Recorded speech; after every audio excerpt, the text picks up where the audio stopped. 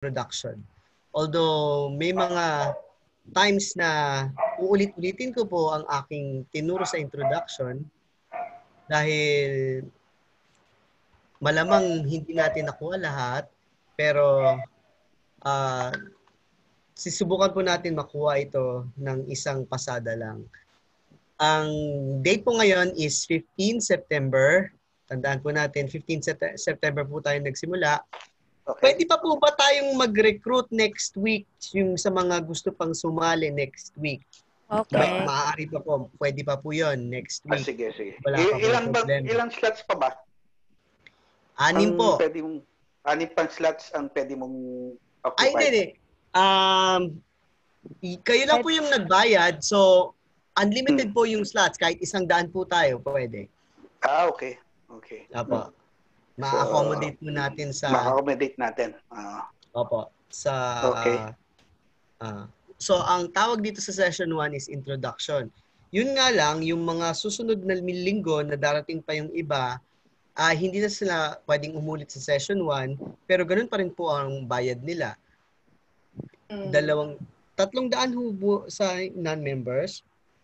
Ano po, sa alumni, Doc, may discount kami na 200 sa mga alumni na.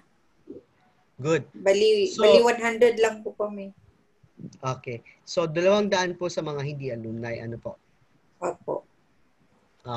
Okay. So, yung nga, igawin pa rin ang babayaran nila. 200 pa rin kung malate man sila next week. Pero, pwede nyo pong i-share yung video sa kanila. Pwede nilang pakinggan ulit kung ano yung mga diniscuss natin ngayon. So, salamat po yung nagre-record kung i-share nyo po sa kanila, sa email nila. Okay. Ang title po nito is Introduction. So, introducing the program. Introduce ko po muna yung program. Ang programa nito ay 6 na sessions. Merong 6 na sessions at 3 ang inyong expected outcome. Kumbaga, yung ninanais nyo pong makamtan pagkatapos ng 6 na Tuesdays, 6 na Martes, 6 na Martes na ating session. Ito po, 3 po ang inyong pwedeng makamtan. Ma-appreciate nyo po ang caregiver's role and responsibilities in handling clients with dementia. And ma-identify nyo po ang simptomas at senyales ng umaatikabong dementia.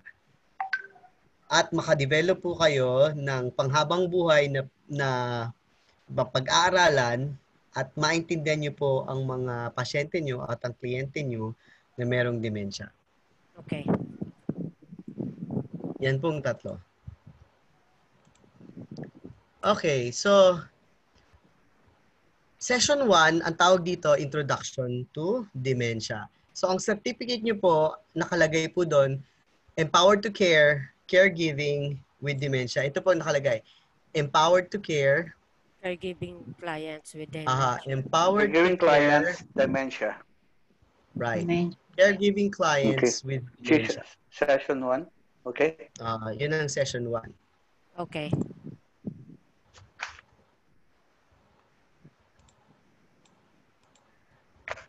So, session 1 po ang tawag dito, Introduction to Dementia.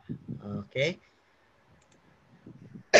Sa session 1, may 3 po tayong nais makamtan sa session 1. Session 1 lamang po ito. Ma-appreciate niyo po ang pangangailangan ng isang kliyente ng mga caregivers dahil sila ay may dementia. At maintindihan niyo po ang dementia sa pinakamadaling pamamaraan. At mai-describe niyo po kung anong mga incidences, kung gaano karami ang taong may dementia. Ito po ang pinadala ko sa inyong group WhatsApp na nabasa niyo ho ba? Yes po. Okay. 3 po ang ating minimithi sa 2 oras na ito. Understand dementia in the simple. So, ang unang-una, yeah, ito muna ang appreciate natin kasi kayo po ay mga caregivers. Itong unang-unang nais nating makamtan.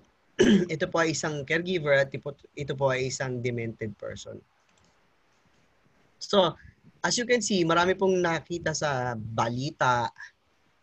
Last year lang po, National Health and Morbidity Survey, lahat ng mga nasa age na 6 na pong taon, meron ng demensya, nagkakaroon ng demensya at ang number ay tumataas sa tuwing tayo ay tumatanda sa isang bansa. So, sa Free Malaysia Today, ang sabi sa Free Malaysia Today, maraming experts na nagsasabi na kailangan nila ng professional, healthcare professional na babayaran. Hindi po ibig sabihin na may pinag-aralan o mataas na pinag-aralan. Ang professional po ay binabayaran. So, naghahanap sila ng binabayaran na tao para mag-alaga sa kliyenteng may demensya. Sa mga kliyenteng may demensya. So, kayo po ay professional dahil kayo po ay mga may sweldo. So, hindi po kayo volunteer at hindi rin po kayo amateur. Kayo po ay binabayaran upang mag-alaga ng may sakit. So, ang Free Malaysia sinasabi, maraming kailangan na caregiver na kailangan bayaran ang healthcare professional. Kayo po ay isang healthcare professional. So, kayo po ay isang eksperto sa demensya dahil marami na po kayong naging experience sa demensya. Kaya kailangan according to Dr. Tan Maupin. Okay. Ang sinasabi po niya dito is sinasabi niya dito geriatric. Geriatric, ang ibig sabihin ng geriatric. Ibig sabihin ng geriatric, matatanda. Matatanda, yes. Oh, okay. So, pag narinig niyo po yung word na geriatric, ang ibig pong sabihin nun ay matanda. Geriatric. Geriatric, okay. So, ang tawag dito sa ribbon na ito is Remember Me. Wear a purple ribbon. Remember Me. Kasi po ngayong buwan na to is Dementia Month. So, Deep care in dementia clients. Red ribbon sa mga cancer and Wear iba-iba. for alteration. Purple ribbon para malaman nila na ikaw ay nagsusuporta sa mga dementia. Sa mga taong may dementia. Sa may mga taong Okay? So, ngayong September po ito, World Alzheimer's Month. It's called Spread Alzheimer's Awareness to end the stigma. Ano pong ibig sabihin ng stigma? Stigma yung kinakatakutan. Pag sinabing stigma, nakakatakot. Kasi niisip nila na namamana ito or yung mga taong gumagaling ay hindi talaga gagaling. Sinasabi natin na stigma dahil kinakatakutan. So in conjunction with the World Alzheimer's Awareness Month, ADFM, ang ADFM po ay Alzheimer's Disease Foundation. Ito po yung ADFM. Alzheimer's Disease Foundation Malaysia. Okay, yan ang ADFM. In collaboration with Jobada Johor Dementia Society ng Perak, Penang Dementia Association, Sabah, meron din Sabah Alzheimer's and State Caregiver Support Groups. Lahat sila merong dementia awareness talks for the public this September. Jobada Johor. Okay. This is in line with the theme, let's talk about dementia. So, this month, ngayon pong month na to, ang World Alzheimer's Month and talking about dementia.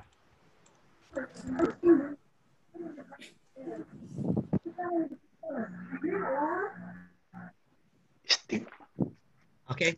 So, kinakatakutan natin ng dementia pero hindi natin alam na pwede natin gumaling.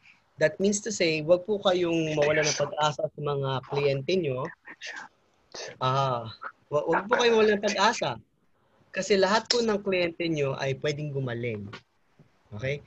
So, may sinasabi, may kinakatakutan. So there's a chance na pwede siyang gumaling or... Yeah. Okay. gumagaling po ang demensya. Hindi po siya dapat katakutan o ikahiya dahil Bumabalik yung memory. Bumabalik yung memorya niya. So, ito yung mga Sinanay kaya pala na meron na yung kasi, Sir Doc.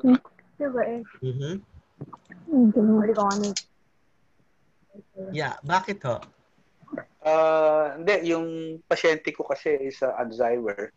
Ngayon, lagi ko siya pinapractice yung mga before na nangyayari sa kanya. Pinakakanta ko kasi meron siyang CD. Pero blind siya, blind. Pero she's remembered what the before na ganun siya na okay siya. Ngayon, bumabalik na nare-remember niya yung kinakanta niya. Ganun pala yan. Okay. Opo, ganun nga po yun. Okay, sir? Mamawala yung kanya, yung memory niya. Yes, sometimes bumabalik, sometimes nawawala. Oo, ganun po yan. Okay. Sige, next topic. Okay, so, ayan po. Ito po si James. Naalala niyo po ba si James? Yes. Si Instructor James. Opo. Churi. Siya yung nasa theory. Okay. Si Beth, wala, hindi mo kasama ngayon. Sino po? Si Bing. Si Beth. Si Bing pala, si Bing. Ito po yung nasa picture. Oo. Yun. Okay. Nag-aalaga po siya ngayon ng may sakit. Wala po siya sa KL. Dementia rin. Opo, dinala po nila sa Perak kasi dun yung September event ng World Alzheimer's Day. Ng World, okay. So, dinala niya dun yung amo niya kasi gusto nilang makipag-celebrate. Malaman din. Celebrate. Okay. Yung World Alzheimer's Day. So, pangalawa, i-try natin i-understand kung ano ba ang demensya. Ito po ang utak. Ito po ang utak ng tao. Pinutol po natin sa kalahati. Ito po ang nangyayari sa utak ng tao pag pinutol natin sa kalahati. Ayan, ganyan po nangyayari. It's through my experience, Mr. Duke, Sir Duke. Through my experience of my patient, the doctors say, the brain was getting smaller and smaller. Para tayong bumabalik sa pagkabata ba? Ganun ba yun? Ito yung utak na malaki. Ito yung nagiging utak nila. Lumiliit, nag-shrink. Lumiliit, nag-shrink. Okay. Especially, pag nagka-dementia, Doc, ganyan nag-i-shrink na yung utak. Nag-i-shrink. Bumabalik sila sa pagkabata eh. Bumabalik sila sa... Okay. Nag-i-shrink. Lumiliit ang utak natin. Lahat tayo, pagdating ng ganun na age, bumabalik yon na hindi lang walang talagang bumabalik tayo sa pagkabata. My experience, yun ang mga sabi ng doktor kasi totoo po yun. So ito na nga yung dementia. Lumiliit yung utak, nagsishrink, especially hippocampus. Especially yung hippocampus. Ano yung hippocampus? Okay. Ito yung part din. Yung part na to, ito yung memory. Okay. Yan yung hippocampus, Doc. Diyan nag-store yung memory natin. Okay. Itong brain na to. Long-term memory and short-term memory. Short-term memory. Kalimot sila. Long-term hippocampus. Ayun. Hippocampus. So ito po ang ating hippocampus. utak. Ito po ang ating utak. Marami siyang neurons. Ito po yung mga neurons ng utak natin. Ang utak natin ito, Mr. Duke? Neurons. Okay. Ang neurons po, ito The po ang autonomy and physiology anatomy of and the human physiology brain. of the human brain. Okay. So ito po yung human brain natin. Uh-huh. Gawa siya ng maraming neurons. Ang tawag dyan ay cells. Cells. Brain cells. Brain cells. Ang brain cells, ang pangalan niya ay neurons. Neurons or brain cells. So brain ito cells siya, medical words is neurons. So nakaka-connect siya sa isa't isa dito. Sa isang neuron, kinokonekta niya itong dalawang to. Ang tawag dyan is synapse. Synapse. Yan, synapse. Ito, basahin niyo po. Dito sa purple na synapse. Okay. Yan, synapse. Nakalagay dyan, synapse. Sali ha? Wala. Synapse. Wait. Synapse. Yan. Synapse. Okay. Bye. Synapse. Okay? So, ito po ang gitna ng synapse. Nagpapadala po siya ng transmitter sa kabilang synapse para yung message.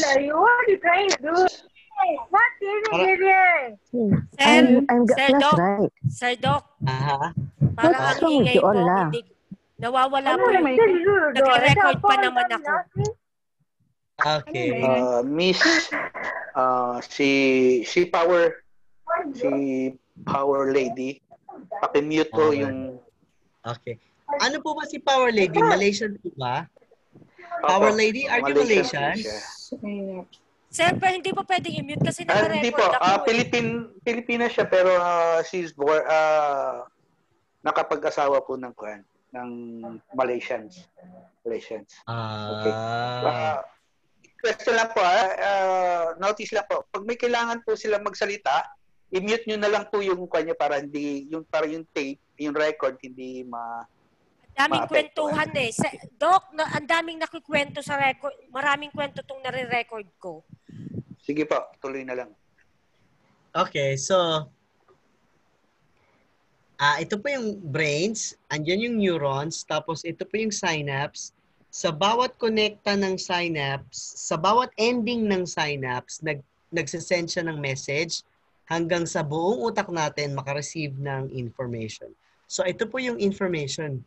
Andito po yung information, pinapadala niya from one synapse to another synapse. Yung neurons po... Excuse me, Doc. Spelling ng synapse, please. S-Y-N-A-P-S-E. S-Y? S-Y-N-A-P-S-E. Okay, thank you. Yes. All right. Ito po ang synapse natin.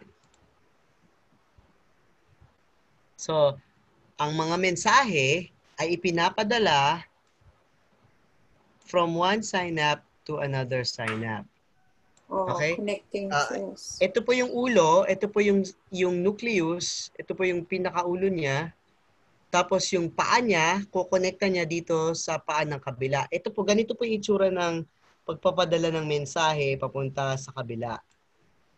Ito po yung mensahe, pinapadala niya papunta sa kabilang synapse hanggang sa yung buong utak natin ma-receive ang mensahe na ipinapadala galing sa labas na mensahe. For example, memory, pinapadala niya sa buong utak hanggang sa hippocampus. Ano to? Neurons?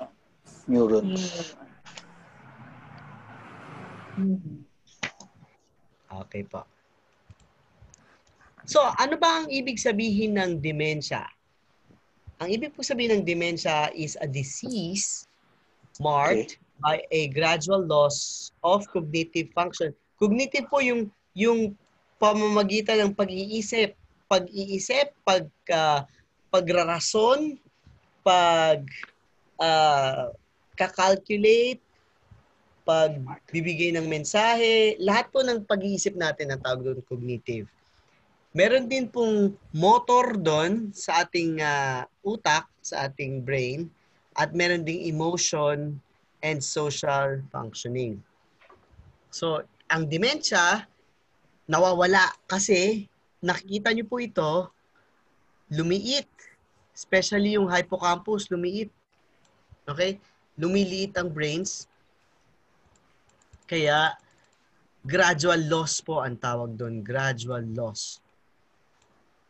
Okay? It is also a permanent and progressive disease that eventually people renders unable to care for themselves. Okay. Minsan permanente po, minsan progressive. Okay, minsan permanente, minsan progressive. So, pwedeng lumaki ulit yung utak, pwedeng bumalik yung utak sa Okay. Pwedeng permanente na siya, hindi na siya babalik. Pwedeng bumalik din. So, ang utak po natin is divided into lobes. Ito po yung sa intelligence, dito sa harap. Sa harap po, yung intelligence. Dito po ang hippocampus, yung memory. Like a class. At andito po ang language. Andito naman po ang language. Okay? Likod o sa harap? Table, remember the CIM? What is this? Tapos, ang lobe po ay divided by temporal, occipital, parietal, and frontal. Okay? Ang frontal po, nandun po yung intelligence, judgment, and behavior. Okay? Sa temporal, nandun po yung hippocampus, nandun po yung memory. Dito naman po sa parietal, andito po yung language. Occipital, nandito po yung ating yung vision. Andito po yung vision natin. Alright? Okay. Parietal, frontal, occipital, temporal. Ito po yung 4 lobes ng ating brains na lumiliit kapag may dementia. So, ano po ang cause ng dementia?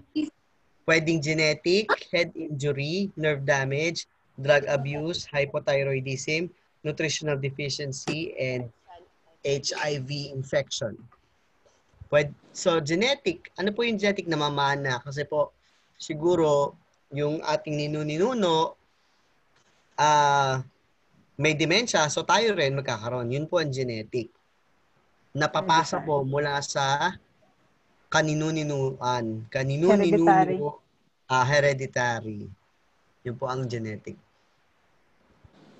So, ano po ang head injury? Pag na-damage, na-aksidente, pag na-aksidente, nabagok yung ulo. Nabagok, binagok, pinalo ang ulo. Matigas ang ulo. Kaya pinalo. Opo, kaya huwag po tayong namamalo ng ulo ng mga bata nating... lalo sa mga bata. Opo. Kasi nagiging head injury po yon at baka paglaki nila maging demented po sila. See. Nerve damage. Pagka may nabiyak na nerve doon, lahat po yun liliit. Kung may isang... Tap the screen. Okay, tuloy. At drug abuse. Kapag naabuso niyo po ang sarili niyo sa narcotics. Question. Yung nerve damage. Anong cause nun? Pwedeng stroke or pag nagkaroon ka ng... okay. Pwedeng stroke. Pwedeng head injury din. Pwede rin. Okay. Or pwede ring virus. Okay. What? Drug abuse po, hindi lang po methamphetamine or cocaine. Marami pong iba-ibang klaseng drugs. Iba-iba pa pong drugs. Pag abuse nyo, pag laging ginagamit, Lumiliit po yung utak. Na-overuse siya. Yung brain. Hypothyroidism, dito po sa leeg yung thyroid. Alam niyo po yung lumalaking leeg? Goiter. Yes. Goiter. Yes. Yung hyper. Yes. Goiter yun. Lack of calcium ba yun, Doc? Iodine. Iodine. Oo. Actually, kulang sa may cause kasi yun hyperthyroid. Yung sa seafood, kulang po sa pagkain ng sa iodine. Kaya nagiging hypothyroidism. At saka ang isa pa pong mga isda. ang isa pa pong function ng thyroid is brain development. So pagka nabuntis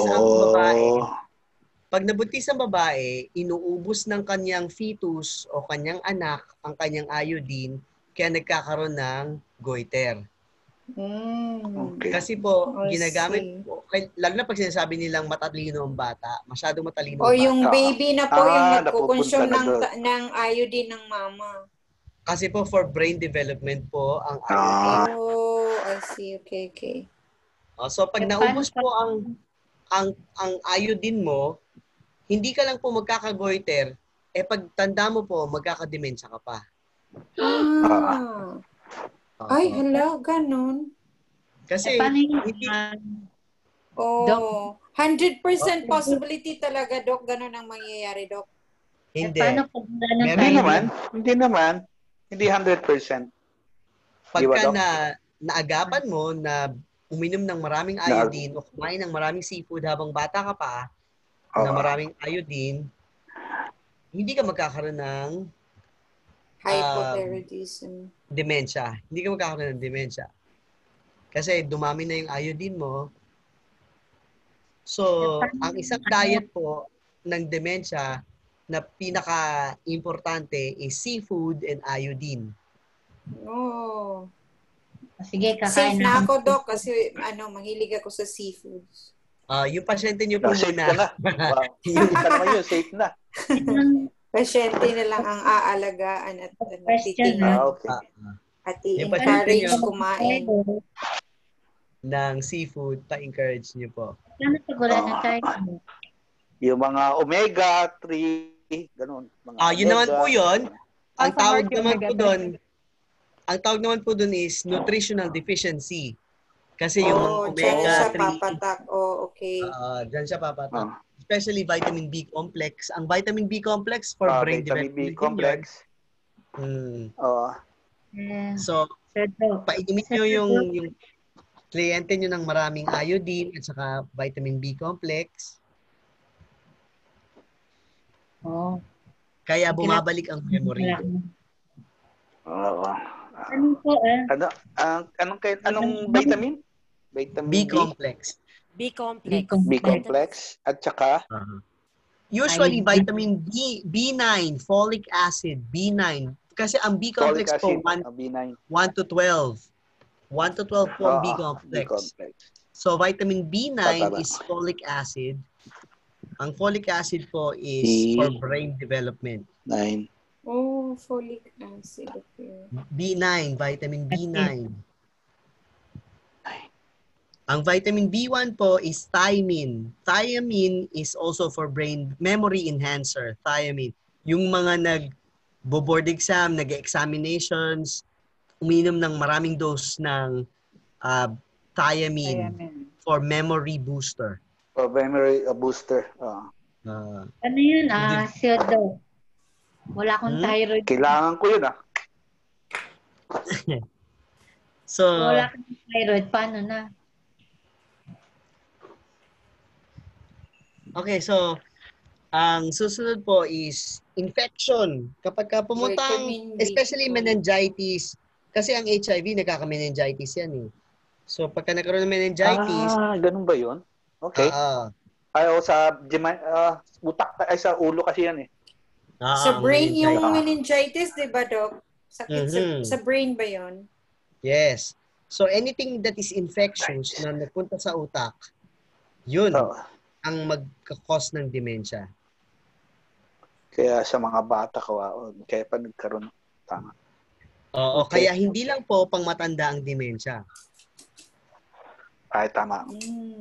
Kahit mga bata, pwedeng tamaan ng dementia. Oo, kasi Especially dahil head injury, lagi kapag injury. ulo ang natatamaan. Yun ba yung Injury tinatawag or na temporary loss of memory, Doc? Yung dementia? Pag lumaki sila, nawawala. Dahil sa diet. Bata mo pa, kakalimutin ka na. Yes. Temporary amnesia. Amnesia is not dementia. Amnesia is not dementia. Ang amnesia yung makalimutan. Nakalimutan. Stroke patient. Kakaroon ba yun? Ano yan? Stroke patient. Di ba? Nagkaka-amnesia. Hindi. Wala kang pera, amnesia. May mga kayo. Okay ba yan? Konting joke lang yun. Tawa-tawa naman. Stroke. Hello, sir? Nagiging cause of dementia HIV, Doc. HIV, Doc. Yung mga may meningitis. Ang stroke. Yes, nerve damage. Yes. Pwede rin. Pag nagka-nerve damage. Nerve damage, tama. Doc, about meningitis, may possibility pa ba na ma-treat? Yes. Meron. Chances po, Doc, ilang percent? 50%. Oh. Okay. Okay, so ano yung 4 na types ng dementia? 4 types of dementia, okay? Alzheimer's pala dementia, is, AD. pala siya sa dementia. Proton temporal dementia, FTD. Okay. So, 4 po. Sir Doc, meron ba tayong kanyan? Magbibigay ba kayo ng tag dito ng parang book? Ni-record na ni May. Nagre-record po ako. Nagre-record po ako. Yan, pakishare na lang mamaya, bebe. Kaso lang ang daming kwento Hindi natatapos si Doc. Wala problema. Natin, i-filter na lang natin mamaya. Okay, Doc. No problem. Okay, Doc. Ang Alzheimer's is the first type of dementia. So ito ang next week, second week ito, next week meron na tayong Alzheimer's dementia. Ito ang third week, ang frontotemporal dementia. Fourth week, ito ang Lewy body dementia. Fifth week, ito ang vascular dementia. At ang huling-huli, i-recap natin ang lahat ng napag-aralan natin from first, second, third, fourth, and fifth. Tapos lalagyan natin ng mga scenarios and case studies, yung mga kaso-kaso, lalagyan natin ng mga kaso-kaso. But every week, bibigyan ko kayo ng example intervention. For example, ano ang intervention natin sa Alzheimer's dementia? So lalagyan natin ng interventions ang lahat ng linggo na papasukan natin para maging applicable at maging panghabang buhay ninyong mapapag-aralan kasi may mga interventions tayong ilalagay. Iba-ibang klaseng dementia, iba-ibang klaseng interventions. Okay? Intervention meaning yung ano ang gagawin mo kung merong Alzheimer's dementia, anong mga dapat mong gawin. Okay. Taking action. Hindi lang puro understanding lang, kung hindi para saan yung napag-aralan nyo. Apply. I-apply nyo yung mga intervention sa totoong pasyente na inyong ma-encounter. So on the 6th week, sa huling-huli, bibigyan ko kayo ng mga kaso, tapos bibigyan nyo ako ng intervention. Kumbaga, kayo naman ngayon magsasalita. On the 6th week. Marami akong ibibigay na kaso, iba-ibang kaso. Itong kaso na to ay merong FTD, or merong VAD, or merong LBD, or merong AD. Tapos, sasabihin nyo sa akin kung anong dapat ninyong gawin, isa-isa. Kung 100 tayo, di 3 oras tayo, ganun. Pero, hindi naman tayo mabot ng 100. Kasi, sorry nag-toilet ako Walang problema. Okay, sige. Naka-record. Habol na lang ako. So, every week, 2nd, 3rd, 4th, and 5th. Ito, Alzheimer's 2nd week, next week. Frontotemporal dementia, next week on the 3rd week. Lewy body dementia will be on the 4th week. Fourth week. Ngayon po ang 1st week. On the 4th week is Lewy body dementia, pang-4 na linggo. At vascular dementia ay pang-5 linggo. At ang pang-6 na linggo, kukombine na natin silang lahat, bibigyan ko kayo ng mga kaso at scenario, situation, tas sasagot kayo sa mga kaso kung ano ang mas magandang gawin. May mapag-aaralan po tayo sa ating mga kaklase dahil baka meron silang na-encounter na ganun ay pwede nilang i-share sa totoong buhay. Through experience. Marami po tayo mapag-aralan sa isa't isa sa pamamagitan ng isa't isa at kayong mga kayo, meron kayong mai-contribute dito at marami tayong matututunan mula sa inyo din. Okay?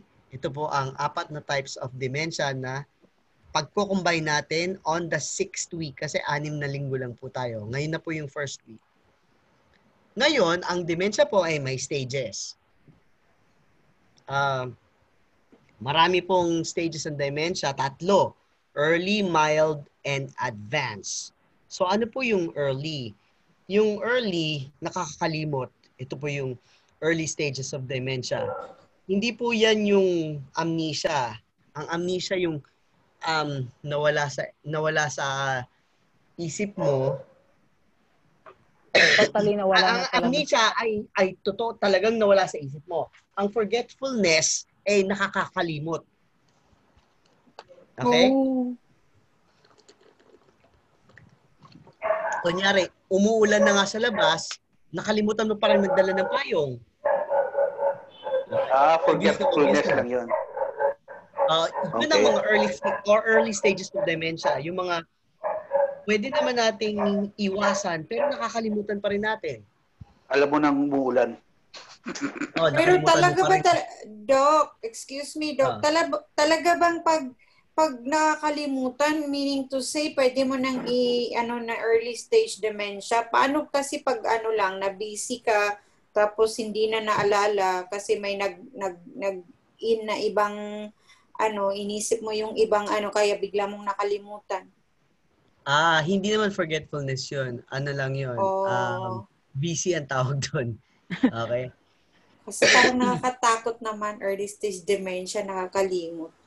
Kasi palagi po ako nakakalimot, pero dahil yung mga busy obvious po, yung mga obvious na dapat hindi mo kalimutan, nakalimutan mo pa rin.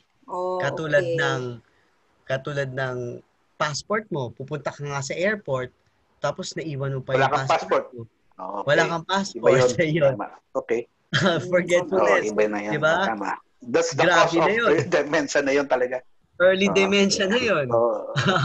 Yun na nga lang ang dapat tandaan, yung pa yung kinilimutan mo. O kaya,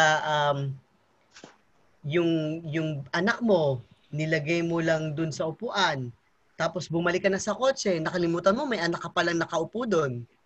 Oo, tama. Okay? Yung mga early stages of dementia. Pero yung sobrang busy ka, tapos wala ka sa concentration, that's not dementia. So forgetfulness is different from concentration. Siguro kailangan mo lang mag-concentrate para maalala mo yung mga dapat mong gawin. Okay po. Okay? So, hindi early dementia yung concentration. Losing track of time, yung nagmumuni-muni ka, yung parang alam mo na ngang may deadline ka pero bigla ka na lang naliligaw yung utak mo, lumilipad. Okay? Parating lumilipad ang utak. Yun ang early signs of dementia. Lost in familiar places.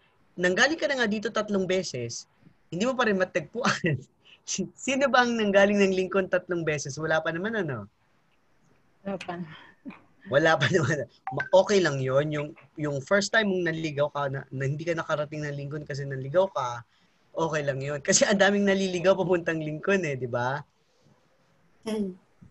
Walang problema yon, first time yon. Kung second time, pwede pa rin manligaw ang second time. Yung third time, yun na yung early stages of dementia na hindi mo pa rin makita yung familiar places. Okay?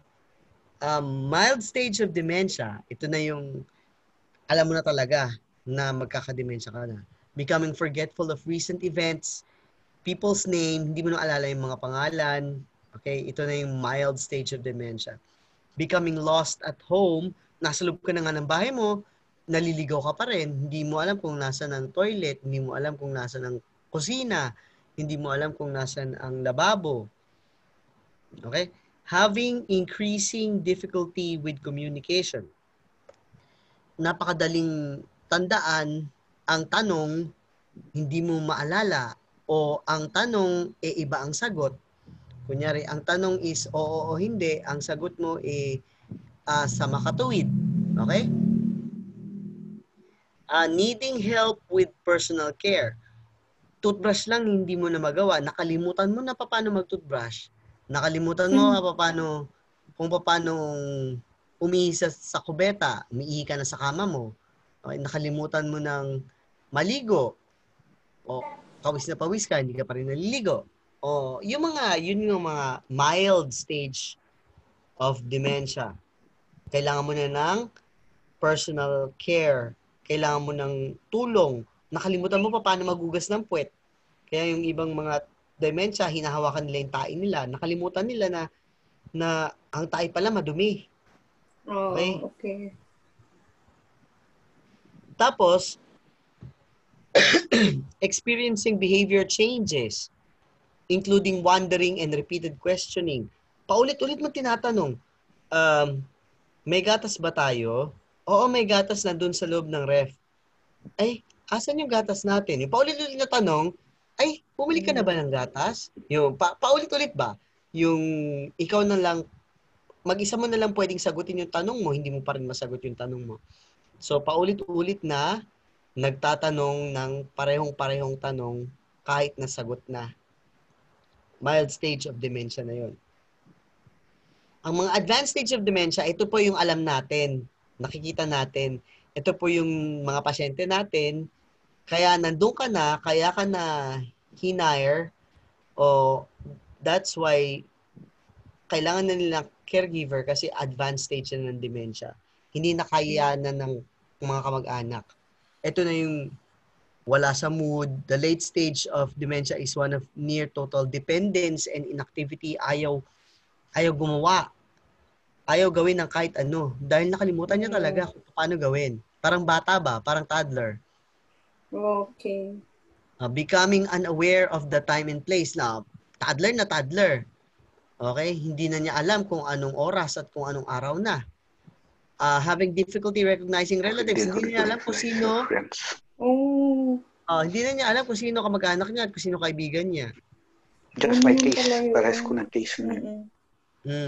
Tapos, having an increasing dito lahat yung case ko having an increasing need for assisted self-care. So, hindi na talaga niya maalagaan sarili niya. Kahit umihi, nakalimutan, paano umihi sa toilet, lumalabas na lang sa Pampers, tumatain na lang sa kama, okay? Pati yung tayo, hinahawakan, pinaglalaroan. Tapos having difficulty walking, hindi makapaglakad na mabuti. Tapos, I see. Andito pala. Ganun pa rin pala ito. May pasyente akong ganyan. May naging pasyente akong ganyan, boss. Sa doc. Bakit? Ganyan. Anong ginagawa niya? Tumatain na siya ito, sa pasyente ko ngayon, lahat nandito sa advanced dementia is, all of here is here. The difficult, advanced stage dementia, walking. Nasa advanced stage dementia na siya. May experience behavior challenges. Okay. Yes, that's true. Behavior, moody. Wala sa mood. Moody. Yes, that's true. That's true. Totoo yan. Minsan, ang mood niya maghanap ng atensyon. Okay. Minsan hindi. Yeah. Yes. Gustong-gusto nang naghanap ng atensyon. Yes, that's true. Tapos, may escalate and experience aggression. nang-aaway. Uh-huh. Kasi wala sa mood. Lahat kaaway niya. Oo. Minsan naman, lahat kabati niya. Okay? So, yan Late po stage of dementia is one of the ang nearest late stage and early stage of dementia. So,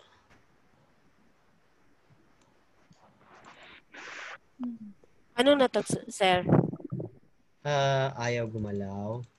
Oo nga, sir. Nakikita ko mouse mo. Gumagalaw to eh.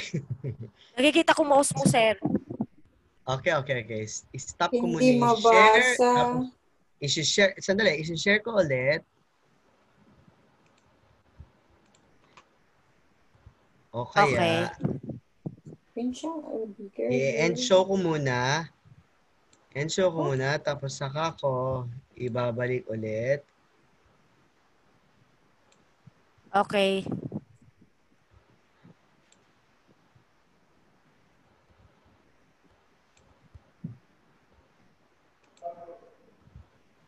Di pa rin siya gumagalaw, Doc. Sayang. Nakikita ko mouse mo. Maganda pa naman to. Ipapadala ko lang tong video na to sa group WhatsApp para makita nyo.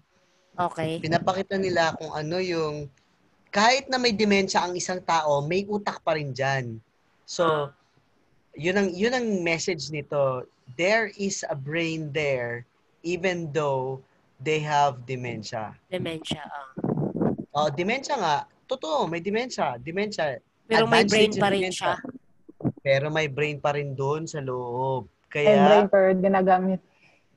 Oo. Kaya kung paano nyo itrato ang isang bata na naiintindihan nyo, pag sinampal kayo ng bata, okay lang, di ba? Oo. Pero pag sinampal kayo ng isang dementia, sabunutan nyo na kaagad. Ganun minsan kasi masakit. Okay. Oo, nag-gets ko na. Okay, Doc. Tama. So, tao pa rin sila, may utak pa rin doon. At pwedeng gumaling yun. Ayan. Objective 3. Describe the ito na yung objective. So, titignan na natin kung gaano karaming incidences. Cases ng dementia. Incidences and cases of dementia. Dementia. 22 million. Ba't ang dami ng Asian, Doc? Sa Asia pa lang pinakamarami. 2015. That was 2015. So plus how many years already? 5 years na. 5 years ago. Wala kang latest, Doc? Meron. Ayan. So, ang latest is 5 to 8% of old people over 65 years old doubles every 5 years beyond that age. About 20% to 30% of all dementia is believed to be caused by a VAD. Ito yung vascular dysfunction.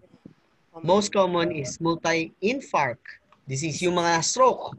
Yung mga na-stroke, yun yung multi-infarct disease, na-stroke. Ayan yung mga vascular dysfunction. VAD, di ba mayroon? So meron tayong AD, meron tayong LBD, meron tayong VAD, okay? Merong FT, frontotemporal-parietal. Okay, so yun yung frontotemporal dementia, FTD.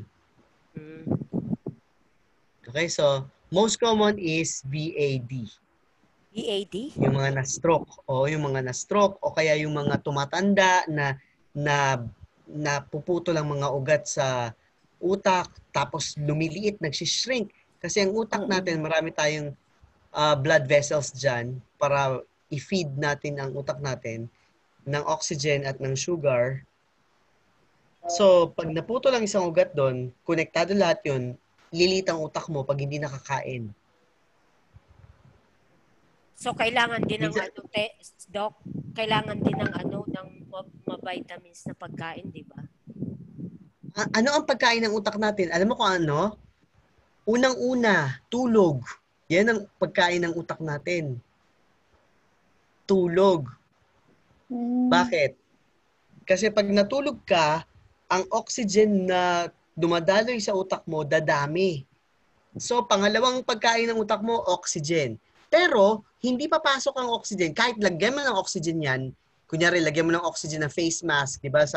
Napag-aralan natin yung oxygen, pag nilagyan mo ng face mask, kahit nalagyan mo ng oxygen yan, pag hindi ka natulog, hindi papasok ang oxygen. Kaya minsan inaantok ang tao. Kaya minsan inaantok ang tao, humihikab. Pag humikab, ibig sabihin, ang utak, sinasabi sa'yo, kulang ako sa oxygen. Huminga ka ng malalim. Inaantok ako. Nagla-lockdown na ako. Parang battery. Lobat na. Nalulobat na ako. Kaya ang unang-unang pagkain ng utak mo is tulog. Kapag natulog ka ng marami, dadami ang oxygen sa utak mo. Pag natulog ka ng matagal, mag-full charge ka. Yes. Ang pangalawang pagkain is oxygen. Yan ang pangalawang pagkain. Tapos, ang pangatlong pagkain is, ang oxygen kasi maraming sources yan eh. Pwedeng sa hangin, pwedeng sa tubig. Alam niyo ba ang tubig is H2O? Yes. May O doon. So pagka marami kang uminom ng tubig, yes, pag marami kang plus oxygen.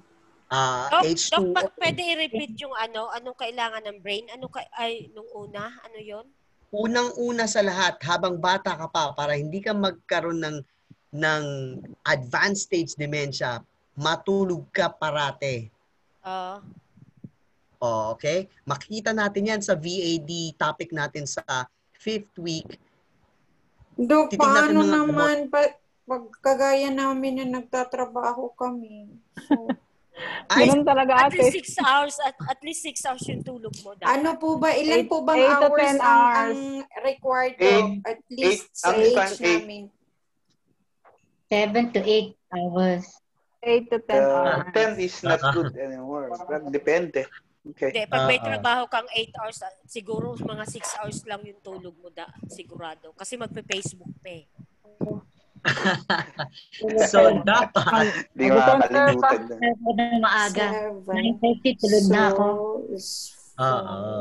Matulog tayo ng maaga at magandang tulog. Deep sleep.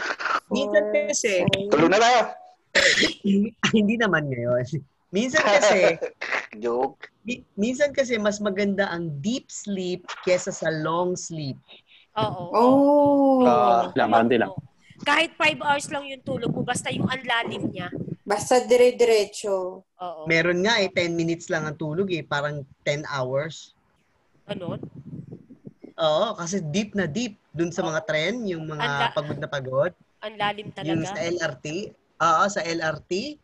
10 minutes lang sila natulog, para na silang natulog ng buong araw Kasi it is not the quantity but the quality. Exactly. Okay.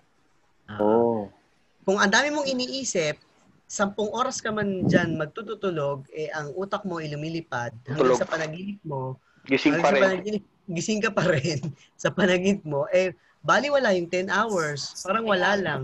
Oo nga. O dapat pala, Doc, pag natutulog, naka-off na din yung phone para walang disturbo sa patayin na yung wifi at patayin na yung wifi. Correct ka dyan. Wala na lang patayan. Actually, wala yan sa wifi. May emergency na tawag. Wala yan sa wifi. Manalangin ka. Sa disiplina yan, Doc, di ba? Manalangin ka sa Diyos. Tapos, yung tao pag tulog ng tulog sa hapon, tanghali, hapon, natutulog. Walang Hindi ka trabaho makatulog, mag-pray ka. Walang trabaho yun. Sabi mo, patulogin mo ko. Hindi, sawa ko, ganun. Tulog ng tulog. Mabuti yon kung tulog siya ng tulog. Pero hindi sa dami, kung hindi sa lalim ng tulog. Sa lalim ng tulog. Sa quality ng tulog. Pwedeng konting oras lang pero malalim, kaya masarap ang gising. Okay, yun ang unang pagkain. Ang susunod na pagkain ng utak mo, is oxygen. Pero hindi papasok ang oxygen kung pagod ka. Kung pagod ka, puyat na puyat ka, kahit gaano karaming oxygen na ilagay mo dyan, hindi yan makakain, hindi yan oxygen ilalagay, Doc? Tubig. Sa brain? So dapat pala, that's why, kailangan natin uminom ng maraming tubig in a day. Okay. 8 glasses, a glass a day. 8 glasses a day. 8 glasses, Diyos ko, paano ba yan? 1 litro, 2 litro, paano, ganun, kaya mo. Dok, paano kung hindi ka umiinom ng tubig? 3 liters of water, sabi ng doktor. Hindi ka umiinom ng tubig, patay ka. Hindi nga ako umiinom ng tubig, Dok. Hindi nga. Dehydrated ka na ate. Baka juice lang siya. Mahilig siya sa juice, Dok. Yung mga sweet. May nilagyan mo pa rin ng tubig, hindi pero nilagyan mo ng lasa. Magkakaroon ka ng tension yan. Dr. Willie, Magkakaroon. Liquid rin naman yung juice, di ba? 3 liters of water you must drink. Hindi ba counted yun. yung juice, Tubig, Dok? tsaka iba yung juice. Gano'n. At least 3. Pero liquid na rin naman yung juice eh. Yes, liquid nga. Pero it's different. Magkakaroon ka pa ng diabetes niyan. Tama yun. Kasi kuya, gusto lang namin ma-justify yung pag-iinom namin ng juice. Juice? Hindi mahilig sa plain water. 8 liters of water, inumin kong isang araw. Sige na. Next, Dok. Okay. Next ng oxygen, Doc. Next ng oxygen is glucose. Sugar. Ay, hindi sugar ang glucose, ha? Ang glucose, hindi yung asukal, ha? Dami ang asukal, magkaka-diabetes ka. Yung glucose na pinoproduce ng sarili nating katawan, di ba, Doc? Tama. By means of?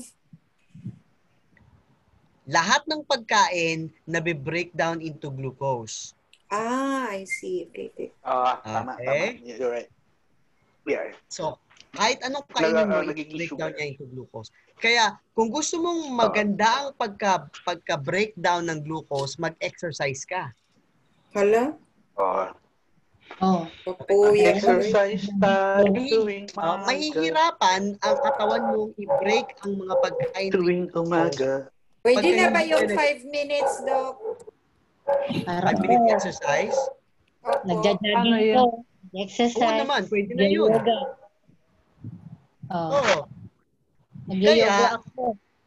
Jogging, exercise. It's not possible. It's not possible. 7 days a week.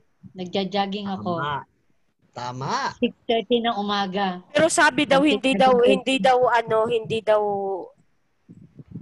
totoo yung magja-jogging ka. Mas better daw pag walking. Jogging ka. Bilisan mo na lang yung walk mo, di para ka na rin nag-jogging. Kasi yung Dok, pag nag-jogging kasi yung maaano yung mo ni, di ba? Pag matanda na, mababasag na yung knee mo. Pero pag bata pa, katulad ninyo, ako matanda na. Ako din, Dok. Matanda na, Dok. Katulad natin. Huwag na tayo masyadong mag-jogging. Ako rin. Yung sa mga bata. Kagaya kay Eman, na lang siya, nagwo-workout siya. So, share mo naman sa amin yung workout mo kung saan na place yun para mag-workout din. Yes. Sure po, ma'am. Sure po. Okay. Next, Doc. Okay, so, pakinggan natin si Jenny Tan. Jenny Lim. Doc, Jenny Lim. Okay. Ayaw magsalita ni Jenny Lim. Mahiya. Sandali lang, ha? Malaysian incident. May sinabi si Jenny Lim, eh. Anong sabi, Doc? Sandali, pakinggan natin. Mahina yung signal niya, Doc. Malaysian incident? May ko na. Mahina. Ipapadala ko na lang. Sabi ni Jenny Lim, every 3 seconds, global aging population, Malaysia. Every 3 seconds nagkakaroon ng dementia. So, out of 32 million. Ganun kabilis? Ganun talaga, Doc? Out of 32 million. Nakikita niyo ba? Nakikita niyo ba yung slide? Nakikita ko, Doc. Yes. Ay, wala na. Ayan, wala. Wala ulit. Wala. Ayan. Okay. Yan. Doc, remember, naka-record to lahat. Naka-record to sa akin. Yes, I remember. So, ayaw. That means 1 minute. Every 3 seconds. In 1 minute, 20 Sino gusto naman? 20. Sino gusto ng share ko sa record? Share Share ko mo na na. lang Ako po, babe. Ang ganito gawin nyo, i-type nyo yung email nyo. I-type nyo yung email na lang. I-send nyo sa akin, then i-share ko sa email nyo. I-type nyo yung email nyo sa group WhatsApp. Di ba may group WhatsApp tayo? Opo, Doc. I-type nyo yung lahat ng email address nyo doon. Okay, share ko sa Send kanila. mo sa akin. Itatype ko yung email ko tapos kuha ko ng kopya. Okay, Dun sa group, kunin ko na lang po. sa group WhatsApp mo i-type. Sa group na lang, tapos Yung i-share sana rin itatanong ko sa iyo mamaya eh. Opo. So ito, dementia Yay! symptoms. Nauna na ako. Nagbigay na ako. O sige, ilista ko na. Nasaan ba? Andyan na po sa group Okay. Salamat. Okay So, lang po. Dementia symptoms appear to worsen after pandemic. Alam niyo kung bakit? Kasi yung mga routine family supports nawala. So mag-isa na lang sila ngayon sa home for the aged. Kasi bawal na eh. Social distancing, di ba? At saka yung physical distancing. Ito lang na yun Okay. So, nag-worsen ang dementia. Dementia. Ngayong pandemic kasi bawal ang hawak, bawal lahat. Di ba? Yun ang kailangan ng mga dementia. Yung touch therapy. At saka yung socialization. At saka yung caregivers approach niyo. Tawag na lang siya. Tatawag na lang niya yung nanay niya doon sa phone kasi hindi siya pwede pumasok sa nursing home dahil baka mamatay lahat ng tao doon dahil may COVID. Bago lang Publish September. August 29 lang. Last wala pang isang No, buwan. September 13. September 13, 2020. Yan ang bagong news. Itong bagong chismis. Bagong publish pero nangyari yung calling August 29. Last month lang. Di ba? Sabi nila, last month, lalong nag-worsen ang Just dementia. 2 weeks ago. Parang gano'n na nga. Lalong nadami yung may case ng dementia. Hindi man yung case. Yung demented person, naging malala sila. Worse. Kasi wala na silang masyadong activity, Doc, di ba? Kasi nga, bawal Yun na na. silang lumabas, bawal silang makipag-socialize. Yun Hindi na nga na yun. exercise nag-worse yung ano nila, dementia dahil doon. Wala na silang kausap. Yun na yun. Okay. Tama.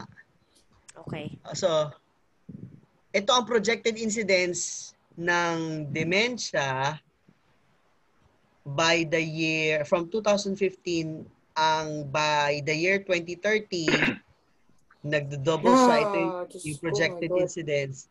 Kaya marami kayong trabaho hanggang 2050.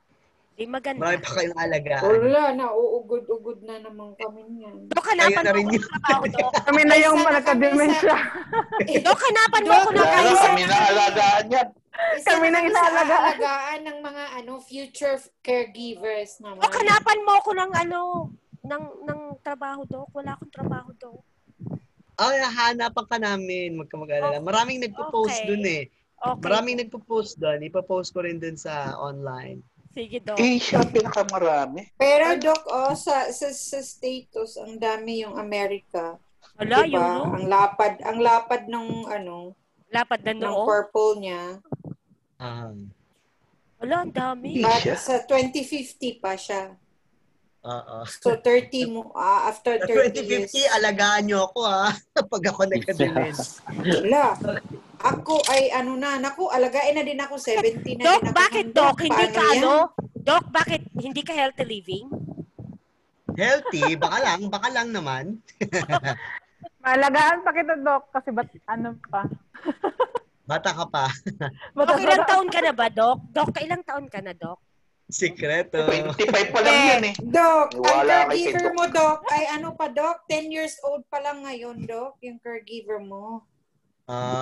Sige. Diba? Magaling. So, dadami pa rin yan. Ito pa rin 2050, ito yung projection. Mag-escalate po Wala, yan. grabe. Kaya Ito nga, yung high income, ito tingnan yung nyo, low income. Mas maraming Hindi mahihirap mapakot. na nagkakademensya. Mas maraming mahihirap na nagkakademensya kasi trabaho ng trabaho. Low Walang ang pahinga. Opo, wala nang pahinga.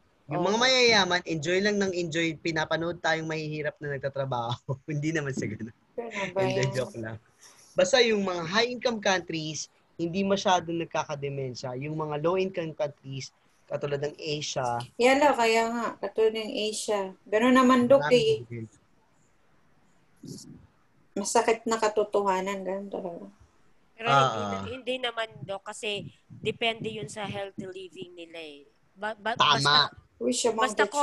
Basta conscious sila sa health nila, hindi sila magkakaroon ng dementia, di ba? Tama. So, ang tanong ko ngayon, dun sa 3 program outcomes, ano ang natutunan nyo? Tingnan natin ulit yung 3 program outcomes ha. Ito ang program outcomes. Alin dyan ang mga natutunan nyo?